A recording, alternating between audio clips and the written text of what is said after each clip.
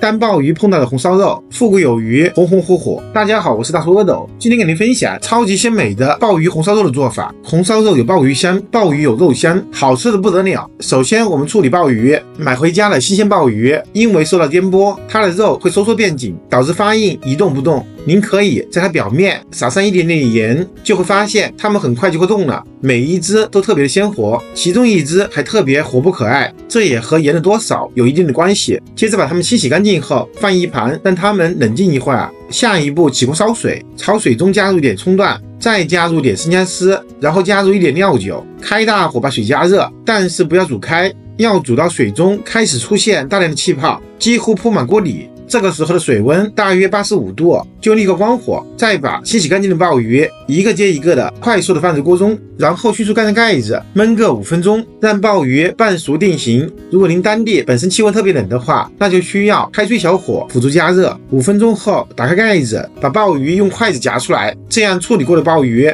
再煮就不会缩水了，同时还能去腥增香。下一步就可以开始取鲍鱼肉了。抓起一个鲍鱼，用不锈钢的勺子从鲍鱼的嘴巴下面伸进去，用勺子轻轻的一插一撬，就可以把它的闭合肌顶断，然后抓起鲍鱼肉轻轻一拉，就可以轻松的和它的内脏分离，它的内脏还是会粘在贝壳上。接着我们再用手把鲍鱼的嘴巴给拉掉，剩下的鲍鱼肉就全部可以吃了。重复这个操作特别简单，不到几分钟就全部处理完了。全部处理完毕后，再把它们清洗一下。下一步就可以把鲍鱼打成花刀了。把鲍鱼平铺在案板上，在表面平整的位置斜着切上几刀，再把它翻过来也斜着切几刀，形成菱形，方便烧的时候容易入味。全部处理完毕后，我们再处理五花肉，准备多一点的五花肉，还是先把它们清洗干净。清洗干净后，把它们直接放入锅里面，再朝锅中加入多点的冷水，然后加入葱姜料酒，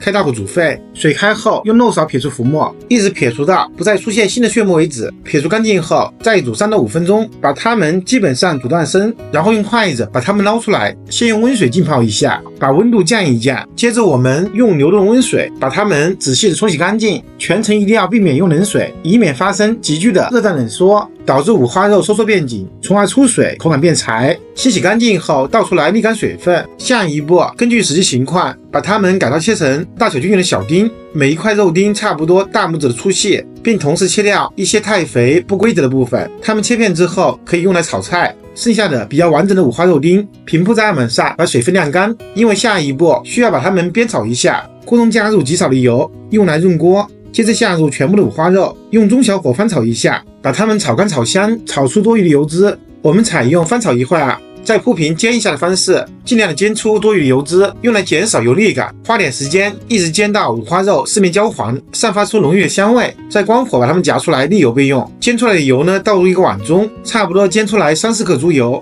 再准备2个八角，几个生姜片，适量的干辣椒和花椒，再准备30克白糖，用来炒糖色。如果是毛氏红烧肉，白糖就是50克。下一步准备一口干净的锅，加入少量的油，倒入全部的白糖，然后加入一勺清水，开中火加热，用油水混合的方式炒糖色最简单。先把白糖融化，再把水分炒干蒸发掉，水干后转小火继续煸炒，糖浆的颜色会越来越深，需要我们不断的搅拌，让它们受热均匀，它们的颜色也会越来越深，先是香油色，再是琥珀色，最后慢慢变成枣红色。因为是红烧菜，没有必要炒到深枣红色，接近枣红色就可以倒入全部的五花肉丁。接着我们快速翻炒，翻炒的过程糖色也会加深一点。翻炒均匀后，迅速加入开水，开水的量要略微多一点。再把清洗干净的八角姜片、干辣椒、花椒倒进来，然后加入2勺量的特级生抽，再加入老抽10克，再补充适量的盐。水开后不加盖，保持大火煮个5分钟，方便最后一丝腥味的挥发。